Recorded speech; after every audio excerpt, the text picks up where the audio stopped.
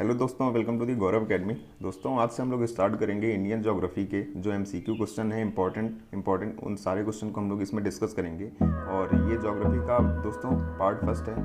आगे आने वाले वीडियोस में हम लोग कवर करेंगे, कम से कम आप लोग को 19 पार्ट मिलेंगे, 19 पार्ट देखने को मिलेंगे, जिसमें हम ज्योग्राफी के, इंडियन ज्योग्राफी के इंपॉर्टेंट क्वेश्चन को कवर करेंगे हर एक सेक्शन से। तो दोस्तों, हमारा पहला क्वेश्चन है, क्षेत्रफल की दृष्टि से देश के 4 सबसे बड़े राज्यों का सही क्रम क्या है। अब इस टाइप के दोस्तों क्वेश्चन आजकल के एग्जाम में काफ़ी ज़्यादा पूछे जा रहे हैं, जिसमें आपको सीक्वेंस एक दे देगा और उसमें आपको सही जो सीक्वेंस है, क्रम है, वो आपको फाइंड आउट करना होगा। तो इसका सही आंसर क्या हो जाएगा? इसका सही आंसर है राजस्थान, मध्य प्रदेश, महाराष्ट्र और उत्तर प्रदेश।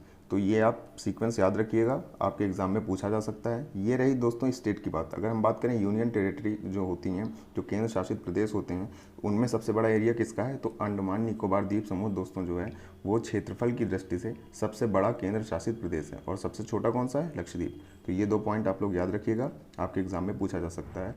अगला क्वेश्चन है हमारा कि भारतीय संघ में केंद्र शासित प्रदेश कितने हैं? 5, 8, 9 या फिर 10। तो आपको मालूम होगा कि जो केंद्र शासित प्रदेश हैं दोस्तों, वो हमारे देश में 8 हैं और स्टेट कितने हैं दोस्तों? वो 28 हैं।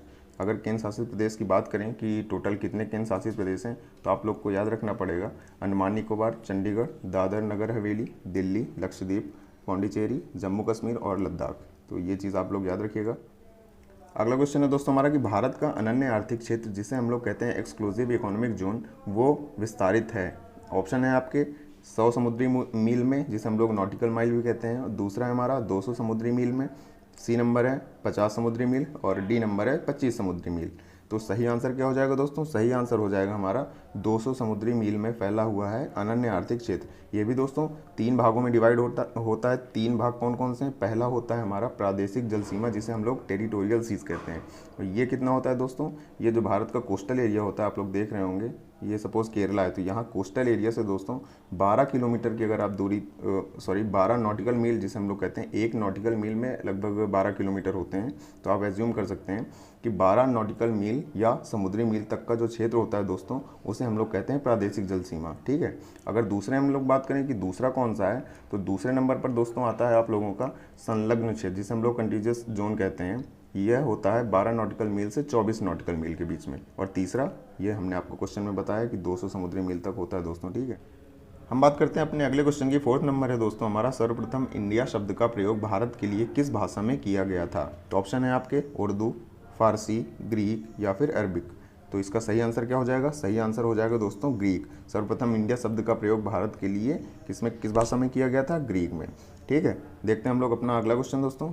हमारा अगला क्वेश्चन है, भारत में सर्वाधिक लंबी समुद्री तटीय सीमा, सी साइड बॉर्डर वाला राज्य है। ये क्वेश्चन भी दोस्तों कई बार पूछा जा चुका है। इसमें भी सीक्वेंस आपको दे देगा। कई सारे जो हमारे कोस्टल एरियाज़ हैं, जो स्टेट की बाउंड्री मिलती है कोस्टल एरिया से, तो वो आपको क्वेश्चन पूछा जा सकता है। तो ये क्वेश्चन है हमारा, भारत में सर्वाधिक लंबी जो समुद्री तटीय सीमा है, वो कौन सा राज्य है? तो ऑप्शन है हमारे आंध्र प्रदेश, गुजरात, महाराष्ट्र या फिर उड़ीसा।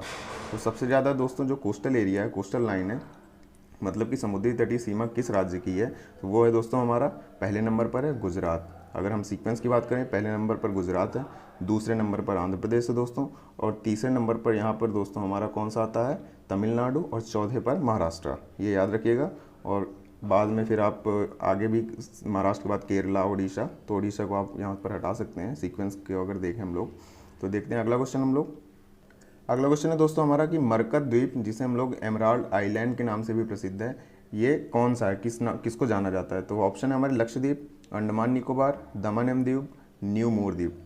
तो इसका सही आंसर हो जाएगा दोस्तों अंडमान निकोबार द्वीप समूह है दोस्तों। इसे हम लोग मरकत द्वीप या एमराल्ड आइलैंड के नाम से जानते हैं। अगर हम अंडमान निकोबार द्वीप की बात करें दोस्तों, तो इस द्वीप में 572 टोटल 572 आइलैंड है। अब ये 572 है दोस्तों, ये केवल अंडमान निकोबार द्वीप समूह के आसपास नहीं है। अगर अब हम आपको मैप में अभी दिखाएंगे, तो अंडमान से होते हुए आप देखेंगे इंडोनेशिया के आसपास, तो उनके भी कुछ द्वीप हैं।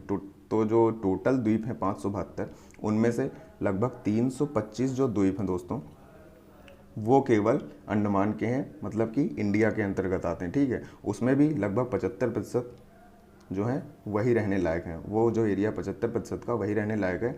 और अंडमान निकोबार दोस्तों, अगर हम इसका इतिहास बात करें, तो डेनमार्क हो गया और ऑस्ट्रिया, ब्रिटेन, इसको कॉलोनाइज़ करने की इन्होंने कोशिश की थी, कॉलोनाइज़ कर रखा था इसको। अगर हम दोस्तों मैप में जूम करके देखें तो आपको दिख रहा होगा, देखिए ये इंडिया है और फिर यहाँ पर आप देख सकते हैं ये राइट साइड में ये आपको दिख रहा होगा अंडमान सी, ठीक है। तो यहाँ पर जो द्वीप है दोस्तों, यहाँ पर कुछ द्वीप आपको दिखेंगे थाईलैंड का, देखिए थाईलैंड की भी बॉर्डर है, कोस्टल एरिया यहाँ पर टच हो रहा है। और नीचे अगर आप देखेंगे तो यहाँ पर देख सकते हैं मलेशिया है, ये आपको दिख रहा होगा इंडोनेशिया है। तो यहाँ पर टोटल जो द्वीप हैं इस एरिया में कितने हैं, 572।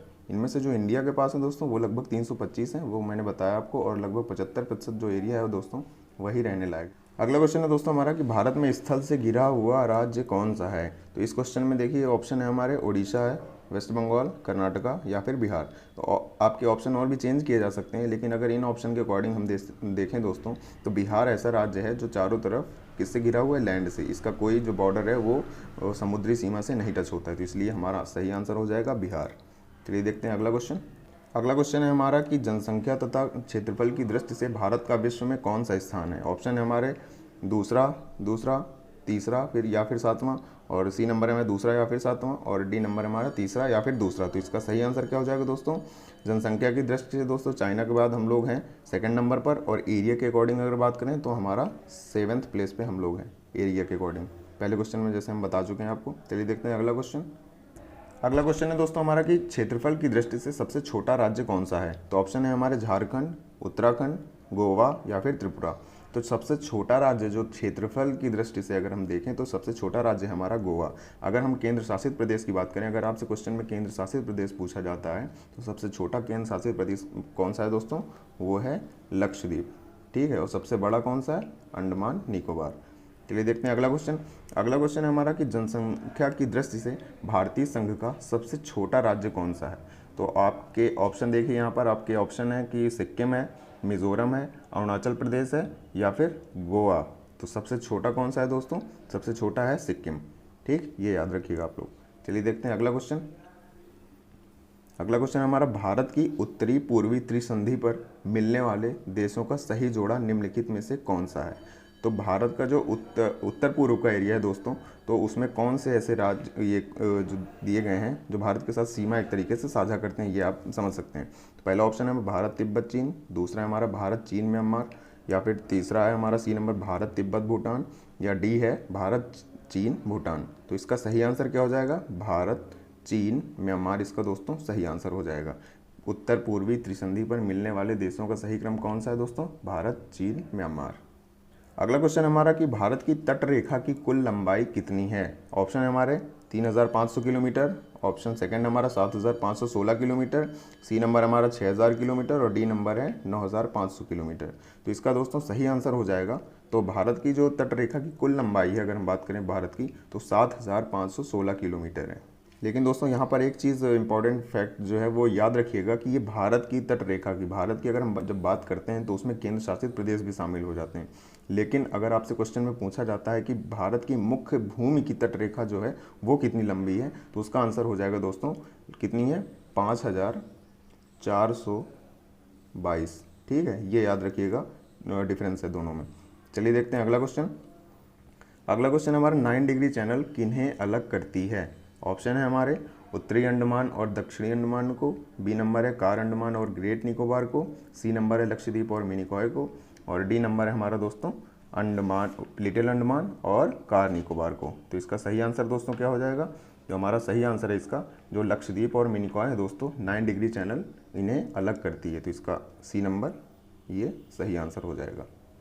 और दोस्तों जो 8 डिग्री है वो 8 डिग्री किसे अलग करता है, मालदीव और मिनिकॉय को। तो ये दोनों में आप डिफरेंस याद रखिएगा, 9 डिग्री अलग करता है लक्षद्वीप और मिनिकॉय को, और 8 डिग्री अलग करता है मालदीव और मिनिकॉय को। तो ये चीज़ आप लोग याद रखिएगा। चलिए देखते हैं अगला क्वेश्चन। अगला हमारा निम्नलिखित में से किस देश की सीमा भारत से नहीं मिलती है। तो ऑप्शन है हमारे पाकिस्तान, नेपाल, श्रीलंका या फिर बांग्लादेश। तो देखिए आप लोग थोड़ा क्वेश्चन ध्यान से देखिएगा, सीमा तो सबकी मिलती है अगर देखें, लेकिन इसमें क्वेश्चन पूछा गया है देश की सीमा भारत से नहीं मिलती है। तो इसमें देखिए ऑप्शन सही हो जाएगा श्रीलंका, क्योंकि श्रीलंका की जो भारत से सीमा मिलती है वो जलीय सीमा मिलती है। अगर क्वेश्चन में जलीय सीमा लिखा मिले तो उसके अकॉर्डिंग आप आंसर चुनेंगे, लेकिन इसमें पूछा गया देश की सीमा भारत से नहीं मिलती है तो श्रीलंका, क्योंकि बाकी अगर हम देखें तो पाकिस्तान, नेपाल, बांग्लादेश इनके साथ कहीं ना कहीं हम लोग लैंड बॉर्डर शेयर करते हैं। तो ये आप लोग याद रखिएगा। चलिए देखते हैं अगला क्वेश्चन हम लोग। अगला क्वेश्चन है हमारा दोस्तों, ये आपको दिया गया है पर यहाँ पर सूची दी गई है और दूसरी सूची दी गई है, इसमें आपको सही मिलान करना है। पहला है हमारा कि पर्वतीय क्षेत्र का विस्तार कितने परसेंटेज एरिया पर है, ये पूछा गया है इसमें। और दूसरा है हमारा पहाड़ी क्षेत्र का देखिए विस्तार बताना है।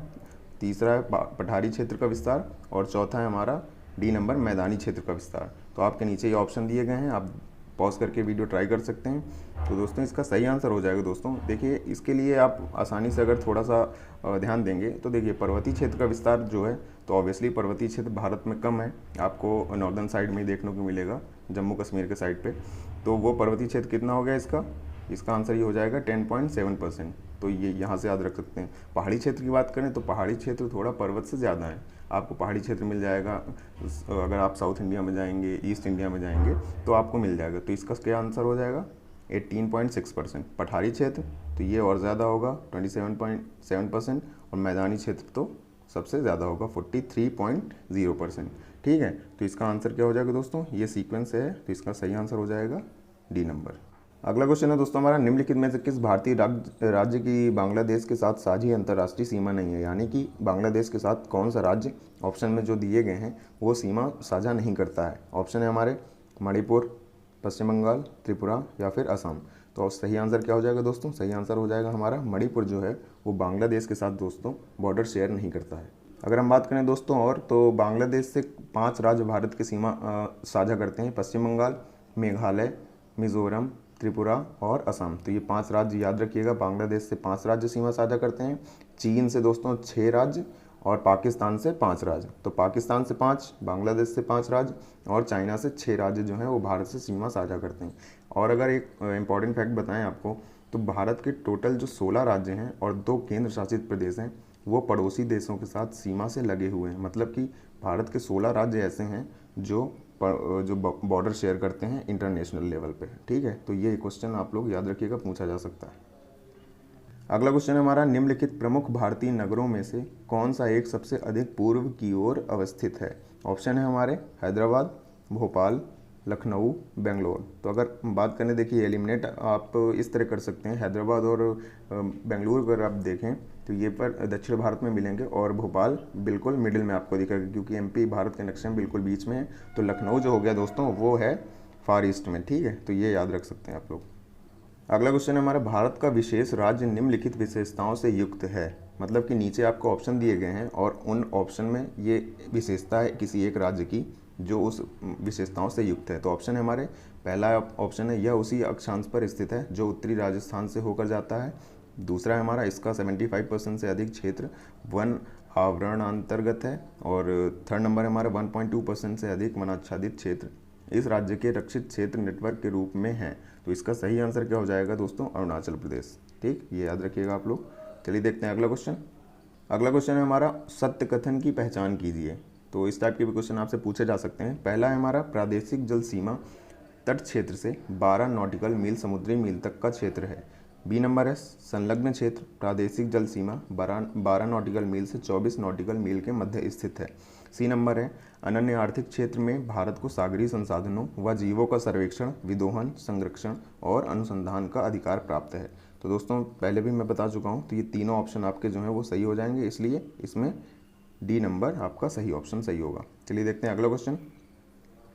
अगला है हमारा, निम्न में से कौन सा भारत का राज्य कर्क रेखा से उत्तर में स्थित है। तो इसके ऑप्शन है आपके त्रिपुरा, मणिपुर, मिजोरम या फिर झारखंड। तो अगर बात करें हम लोग इन चारों में से, तो हमारा जो दोस्तों बी नंबर है मणिपुर दोस्तों है वो उत्तर में स्थित है, कर्क रेखा से उत्तर में बिल्कुल स्थित है। भारत के कितने स्टेट से कर्क रेखा होकर गुजरती है, तो ये भी आपको याद रखना है। तो दोस्तों भारत के 8 राज्य ऐसे हैं जिनसे कर्क रेखा होकर गुजरती है। और कभी कभी दोस्तों जिन राज्यों से होकर गुजरती है उसमें भी पूछ लेता है कि उन राज्य में कौन सा शहर है, तो और उन शहर से होकर गुजरती है। तो आई थिंक आप लोग समझ गए होंगे। चलिए देखते हैं अगला क्वेश्चन। अगला क्वेश्चन है दोस्तों हमारा, सूची 1 सूची 2 के साथ सुमेलित कीजिए एवं नीचे दिए गए कूट का प्रयोग कर सही उत्तर दीजिए। इसमें से ये बताना है कि भारत जो सीमा साझा करता है, जैसे कि भारत पाकिस्तान के बीच से कौन सी रेखा जाती है, भारत चीन के बीच से, भारत श्रीलंका और भारत अफगानिस्तान के बीच से। तो आपके नीचे ऑप्शन दिए गए हैं। तो देखिए भारत पाकिस्तान से कौन सी रेखा होकर डिसाइडेड है दोस्तों इन दोनों के बीच में, रेड क्लिफ रेखा। भारत चीन मैकमोहन रेखा भारत श्रीलंका के बीच पाक जल संधि, और हमारा डी नंबर है भारत अफगानिस्तान के बीच में दोस्तों, वो है डूरन रेखा। तो सही आंसर क्या हो जाएगा दोस्तों? हमारा सही आंसर हो जाएगा ए नंबर। चलिए देखते हैं अगला क्वेश्चन। अगला क्वेश्चन है हमारा, भारत की मानक मध्याह्न रेखा निम्नलिखित में से किस राज्य से होकर गुजरती है? तो यहाँ पे आपके ऑप्शन दिए गए हैं, वीडियो पॉज करके आप ट्राई कर सकते हैं। तो इसका सही आंसर दोस्तों हो जाएगा, सही आंसर हो जाएगा ए। भारत के 5 राज्य ऐसे हैं जिनसे होकर भारत की मानक मध्याह्न रेखा गुजरती है। यूपी, एमपी, छत्तीसगढ़, उड़ीसा और आंध्र प्रदेश। चलिए देखते हैं हम लोग अगला क्वेश्चन। तो हमारा दोस्तों लास्ट क्वेश्चन है, सूची 1 सूची 2 के साथ सुमेल कीजिए एवं नीचे दिए गए कोड का प्रयोग कर सही उत्तर चुनिए। इसमें हमें बताना है, ये आपको स्टेट दिए गए हैं और ये इनकी कोस्टल एरियाज़ दिया गया कि कोस्टल लाइन दी गई है कि कितनी जो लंबी समुद्री सीमा है इनकी। तो आप लोग ऐसे एलिमिनेट करके भी लगा सकते हैं। देखिए गुजरात की सबसे लंबी सीमा है, तो गुजरात किस नंबर पर है? देखिए ये हो गया हमारा सेकंड नंबर। तो आप ऑप्शन में देखेंगे कि सेकंड नंबर कहाँ पर है, तो ये आपको दिखेगा डी नंबर पर। तो आप 1 नंबर से भी यहाँ पर आप सेलेक्ट कर सकते हैं केवल एक आंसर के ज़रिए कि हमारा डी नंबर देखिए सही है। तो दोस्तों ये थे हमारे आज के क्वेश्चन, जिसमें हमने बात की इंडियन ज्योग्राफी के जो MCQ थे इंपॉर्टेंट उनको कवर किया हमने। तो ये पार्ट फर्स्ट था दोस्तों। आगे आने वाले वीडियो में हम लोग कम से कम पार्ट 19 या 20 के आसपास से डिस्कस करेंगे, जिसमें जो MCQ हैं इंपॉर्टेंट जो आपके आने वाले एग्ज़ाम हैं उनमें अक्सर क्वेश्चन पूछे जाते हैं, घुमा फिरा के ही पूछे जाते हैं। तो आपके लिए काफ़ी ज़्यादा हेल्पफुल होगा। वीडियो अच्छा लगा हो तो प्लीज़ लाइक ज़रूर करें, शेयर करें और हमारे चैनल को सब्सक्राइब करना ना भूलें। चलिए मिलते हैं नेक्स्ट वीडियो में, तब तक के लिए।